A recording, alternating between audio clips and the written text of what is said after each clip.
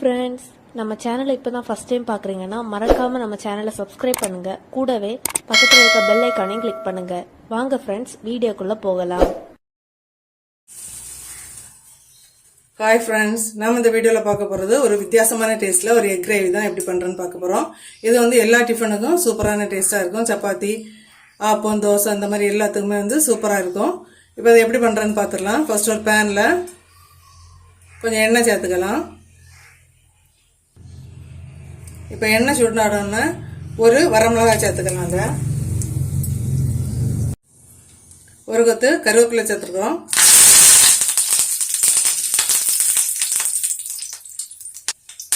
அப்புறம் நல்ல சின்ன சின்னதாக கட் பண்ணி வச்ச ஆனியன், இது வந்து ஒரு 2 ஆனியன் சேர்த்துருக்குறேன்.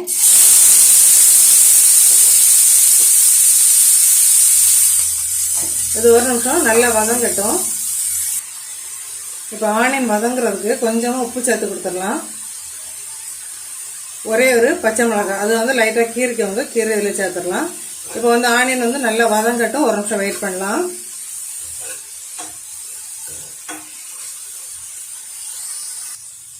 இப்போ வெங்காயம் வந்து கொஞ்சம் வதங்கிட்டு இந்த டைமில் ஒரு டீஸ்பூன் இஞ்சி பூண்டு பேஸ்ட் அதில் சேர்த்துடலாம்.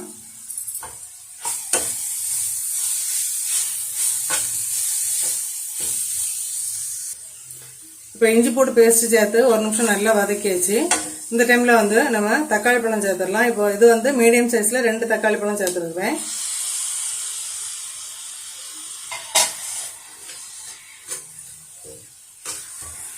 இப்போ இதுவுமே ஒரு நிமிஷம் நல்லா வதங்கட்டும். இப்போ தக்காளி சேர்த்து கொஞ்சம் நம்ம வந்து மிக்ஸ் பண்ணியாச்சு. இந்த டைமில் வந்து மசாலா வந்து ஒன்று ஒன்றா சேர்த்து கொடுத்துடலாம். மஞ்சள் பொடி வந்து ஒரு 1/2 டீஸ்பூன் சேர்த்துக்கோங்க. அப்புறம் வத்தல் வந்து அவங்கவுங்க காரத்துக்கு ஏற்றாலும் சேர்த்துக்கோங்க. நான் இப்போ 1 டீஸ்பூன் சேர்த்துருக்குறேன். அப்புறம் மல்லி பொடி சேர்த்துக்கோங்க.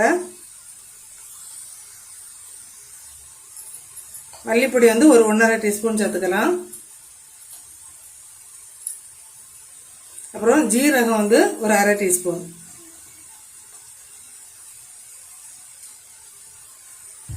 இப்போ லாஸ்ட்டாக வந்து கறி மசாலா பவுடர் வந்து 1 டீஸ்பூன் சேர்த்துருக்குறேன்.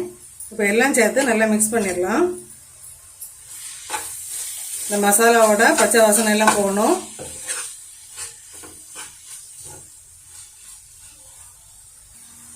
இப்போ நம்ம தேங்காய் அரைச்சி சேர்க்கல, தேங்காய் பால் எடுத்து வச்சுருக்குறோம்.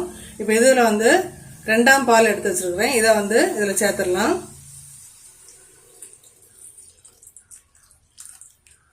சேர்த்துட்டு இந்த மசாலாவோட பச்சை வாசனை எல்லாம் போகணும். ஒரு 2 நிமிஷம் நல்லா இருந்து குக் ஆகட்டும். மூடி போட்டு மூடி வச்சு ஒரு மீடியம் ஃப்ளேமில் வச்சு ஒரு 2 அல்லது 3 நிமிஷம் வெயிட் பண்ணலாம்.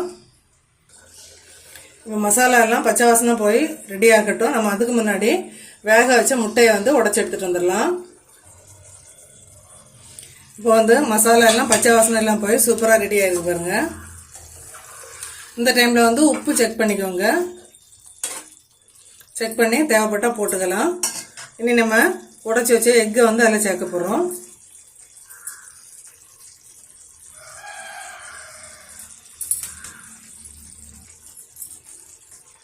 எப்படி வேணாலும் சேர்த்துக்கலாம். நீங்கள் வந்து முழுசாக சேர்க்குறனா முழுசாக சேர்த்துக்கலாம், உடச்சி வெட்டி சேர்க்குறனா வெட்டி சேர்த்துக்கலாம். நீங்கள் வந்து எக்கு வந்து பாயில் பண்ணி உடைக்கும் போது வேக வச்சுட்டு நம்ம அப்படியே தூக்கி ஆறுறதுக்காக வேண்டி பச்சை தண்ணியில் சேர்க்காம கொஞ்ச நேரம் எக்கை வந்து தனியாக எடுத்து வச்சுட்டு ஆற வச்சுட்டு நம்ம உடைச்சோம் அப்படின்னு சொன்னால் அந்த வெள்ளைக்கரு வந்து சாஃப்டாக இருக்கும், ரொம்ப ஹார்ட் ஆகாது. ட்ரை பண்ணி பாருங்கள்.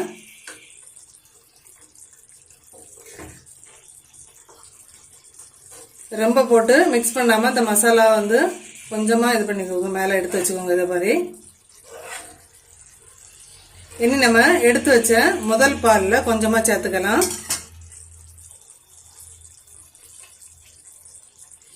கொஞ்சமாக முதல் பால் சேர்த்துக்கலாம்.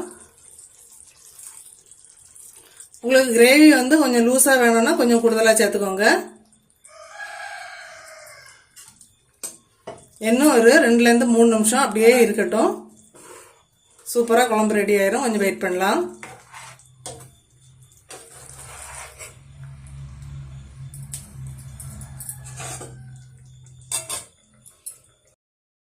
இப்போ பாருங்க, எக் கிரேவி வந்து சூப்பராக ரெடி ஆயிட்டு.